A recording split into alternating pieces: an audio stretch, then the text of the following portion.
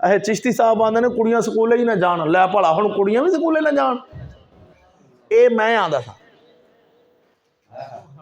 मैं आंदा सा भी चिश्ती साहब आते ने कुड़ियां स्कूले क्यों घलदे जे, है कोई गल करन वाली? कुड़ियां स्कूले ना जाणगियां ते की करनगे? वो जिहड़ा उस्ताद हुंदा सी उहदियां अपणियां जांदियां सन, जिहड़ा साडा उस्ताद हुंदा सी जिंदे कोलों असीं मदरसा पढ़दे सा उहदियां अपणियां जांदियां सन। ते यार वेख रब दा करम, वेख हज़रत साहब ने जो फैज़ फरमाया है ना, शेखुपुरे शहर का पावा सी वड्डा जिंदे कोल असीं पढ़दे सन दरस निज़ामी, पावा उहनूं वड्डा थम गिणिया जांदा सी। ते एक दिन ना मैं जो नवां फिर मैं उस्तादां के नां लिया उस पावे का, सो जानना उन्होंने है, मैं कहा उस्ताद जी शेखपुरे का बड़ा पावा है। और मैं एक दिन उहदे कोल चला गया असीं, और मैं कहा उस्ताद जी तुहाडा नमक खांदे रहे इन्ना चिर तुहाडे दरस च रहे, दिता तो तुसां सानूं कख नहीं, चलो तुहाडा कोई साडे ते हक होवे ते अपना लै लवो। ਉਹ ਅੱਗੋਂ बोल के पता की आंदा, कहता है भी सानू तुहाडे ते होर कोई दुख नहीं, कोई हक नहीं, एक दुख है की कि उन्हें लफज बड़ा पुठा जिहा बोला सादा वास्ते भी तुसी उस मौलवी पिछे भज टुर पे हो। तुसी उस्तादां नूं कहंदा सी तौबा नौज़ बिल्ला फजलू इहदे पिछे तुसी टुर पे जे। मैं कहा जी तो कोई गलत आंदा तो होर सारा कुछ गलत। मैं कहा एक गल दसो हाँ किहड़ी गलत है? आए वो जो आंदा है स्कूल गलत है, स्कूल गलत है। मैं एक मिनट च चुप करा दिया उन्होंने मेरे कोल पे आके, उस्ताद साडा किहड़ा उस्ताद सी, वो माँ प्यो का नहीं उस्ताद, साडा किहड़ा किसी का भी नहीं उस्ताद, साडी जिंदगी बर्बाद की थी 12 साल उन्हें, 12 साल मदरसे की जिंदगी बर्बाद की थी उन्हें। ओ जी असी पुछिए, मैं आख्या भी उहदे नाल दे उही मौलवी जिन्हां कोलों असीं उदों डरदे हुंदे सां, ते वो नाल बैठे तो उत्ते उन्हां दे फटा जिहा बनाया सी थल्ले गद्दा, उहदे ते बैठे, वो थल्ले असीं मैं थल्ले। मैं कहा उस्ताद जी तुसीं किवें चुप करा लेना चिश्ती साहब, तुसीं जो आंदे जो गलत है। वो जो आंदा भी स्कूल गलत है। मैं आख्या जी हाँ जी तो सही किवें? अह स्कूल ना हुंदा ते ये हरूफे तज्जी दा किवें पता लगना सी, अलिफ बे ते दा किवें पता लगना सी?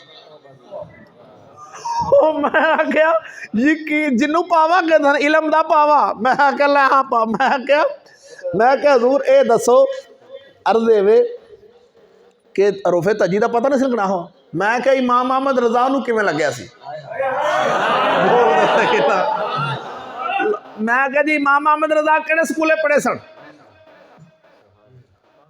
लै इमाम मोहम्मद रजा की गल करदे जे तुसीं, उहदे ते अल्लाह दा फजल सी।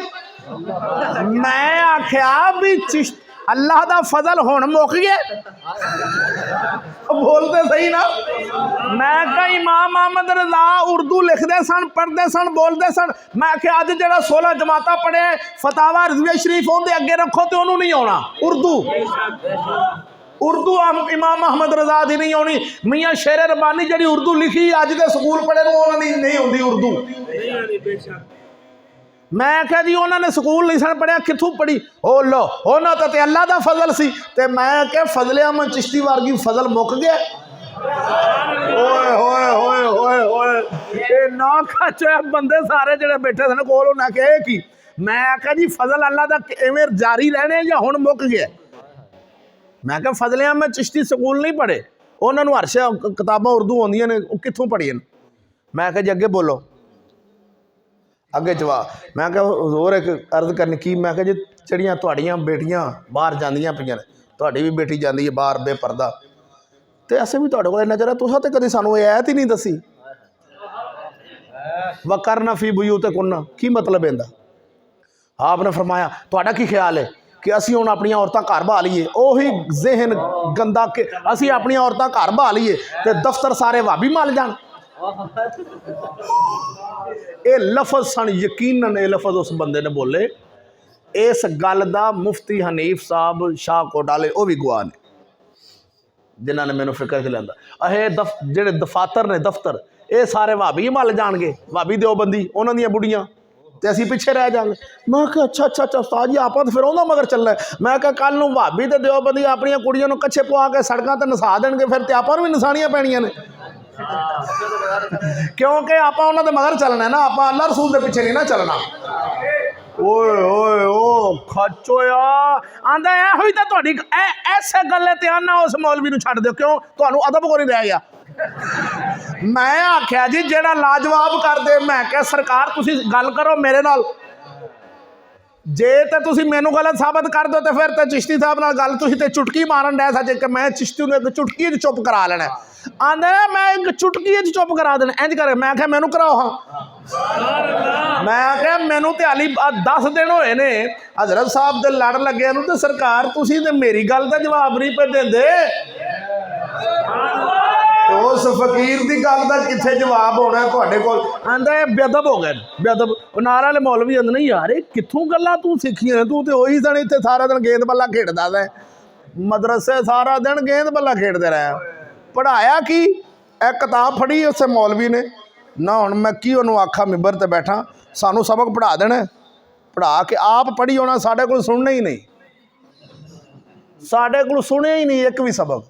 हुण बच्चे को सुनना ही नहीं तो उन्होंने की पता लगना। कारी साहब बच्चों को हिफत करान, आखन भी आ जा भी अगे लै लै, इन्हें सवेरे बच्चे रखना, अज को नहीं सुनिया सवेरे भी को नहीं सनीचना, उन्हें सबक याद करना। तो असीं तो छोटे बच्चे से सानू की पता सी। लो जी साढ़े को सुनिया ही नहीं, असा जो उस्ताद को किताब इंज बंद करनी है, जाके रख देनी, सवेरे फड़ के फिर उस्ताद अगे खोल के रख देनी, उस्ताद ने अगला सबक पढ़ा देना। किताबां दे विचों लगाया उन्होंने सानू, यह जड़ियाँ किताबां दरस निज़ामी ने इन्होंने विचों लगाया। सनद भी हैगी मेरे को, सनद मेरे को दरस निज़ामी दी, ते पता मैनू ना ऐन दा ते ना कहण दा, यकीन जानो। सनदा मिल गई, पग्गां बज गई, ओ जी बल्ले बल्ले जी, ओ जाओ जी आ लो, ओ मेरे अल्लाह, ओ किड्डियां नाल जुल्म कीता जी, किन्नियां नाल जुल्म कीता जे। तुसीं अपनी दुकानदारी ते महल्ले विच कोई ऐसा प्लाट, ऐसी जगह नहीं होनी पूरे जिले शेखपुर जिथे उन्हां दा प्लाट ना होवे। पैसा होना लंगर इकट्ठा करने वास्ते बच्चे ना पढ़ा, दुनिया ते काफरां कोल भी बड़ी हुंदी है, अगर किन्नों पढ़ाना है तो नबी दा दीन समझ के पढ़ा।